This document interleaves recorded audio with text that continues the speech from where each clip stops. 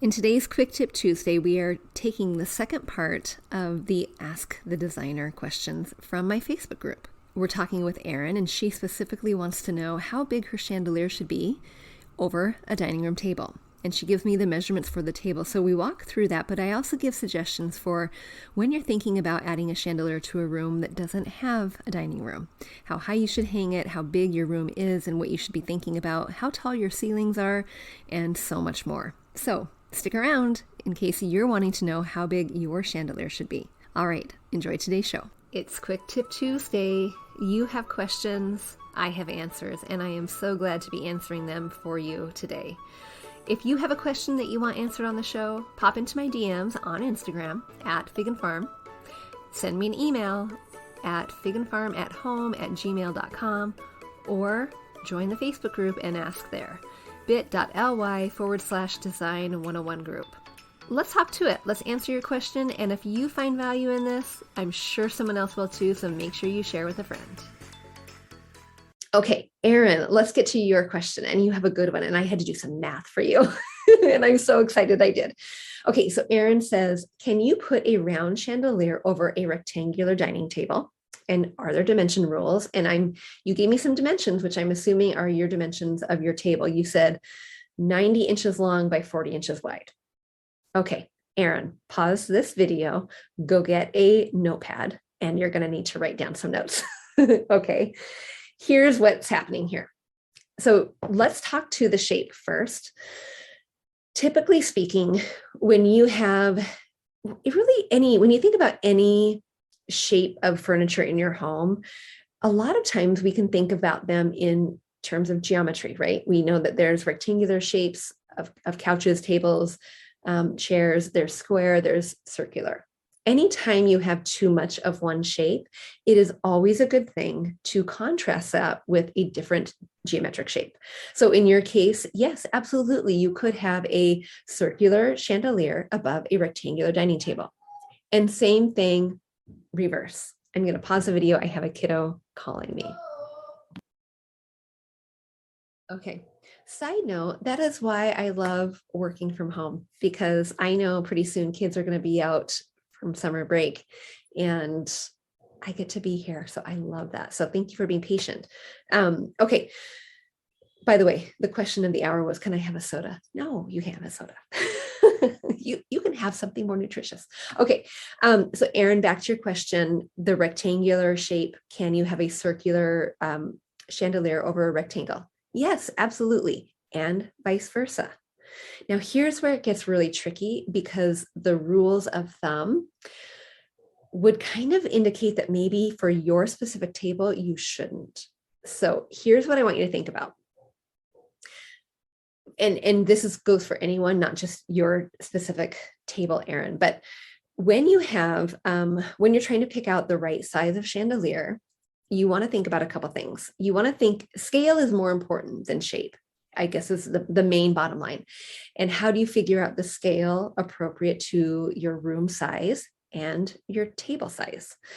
That's what we're going to talk about. That's what you need your note taking for, Erin. So one thing I want you to think about is, how big is your room that the table is sitting in?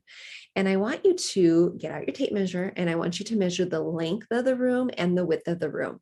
And you are going to add those two numbers together.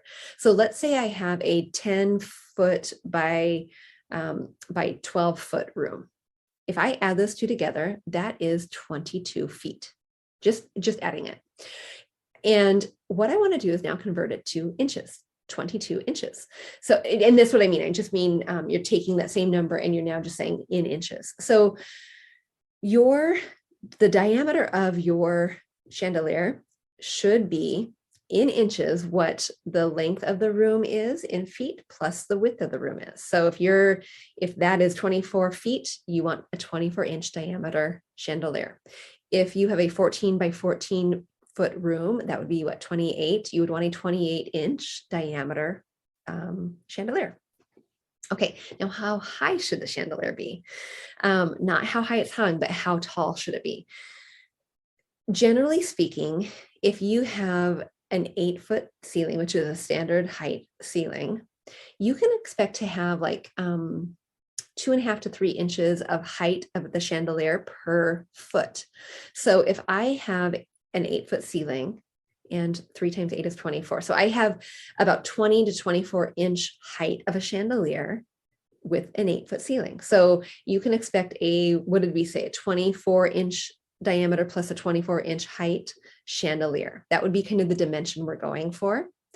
But now here's where it gets a little tricky. The tricky part comes from the kind of the guideline for what it should do sitting above your table. If I have that 24 by 24 and it's 24 diameter, 24 high, I want to have that chandelier, the edge of the chandelier and the edge of the table, I want that distance to only be about 12 inches on both sides. So that means, I'm doing some quick mental math, if the diameter of my chandelier is 24 inches, I need to have another 24 inches, 12 on each side, width of a table, and that would be 48 inches. Okay, not bad. That sounds about right, right?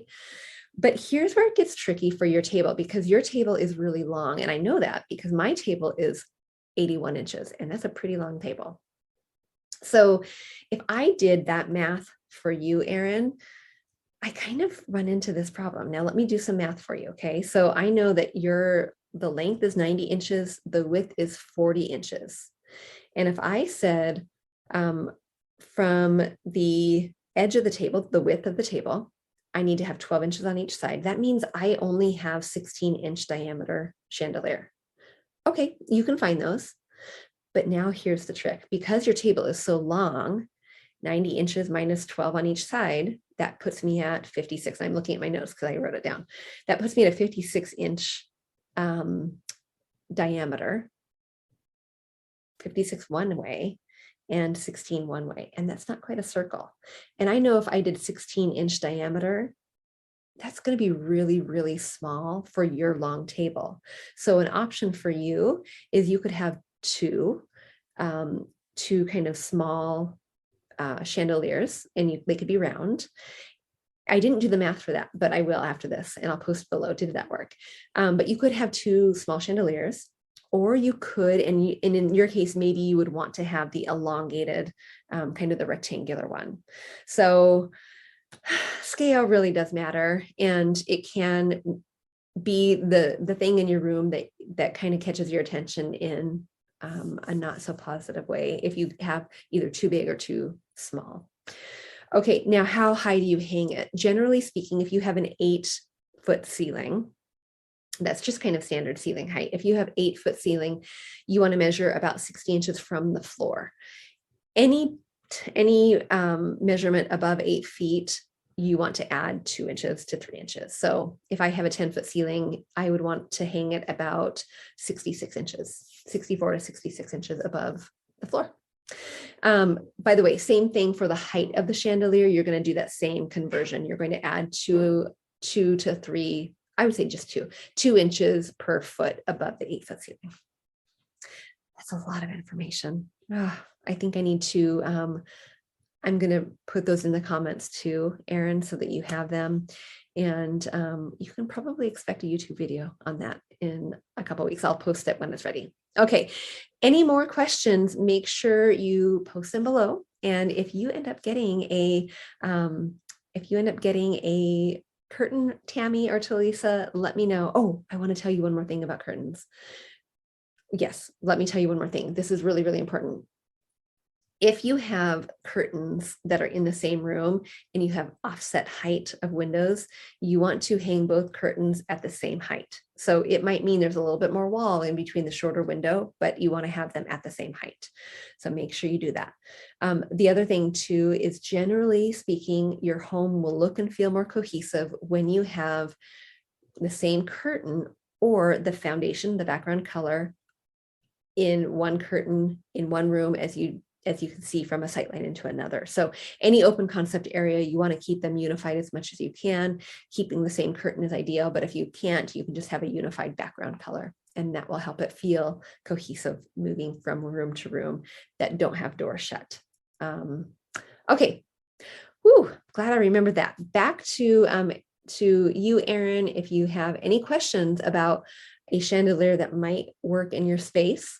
and you're not quite sure, reach out. I'm happy to help you with that. I'm happy to chat you through. I'm happy to procure some of those for you. So reach out. You can always book a call at figandfarmathome.com/book a call, and ask any clarifying questions you have.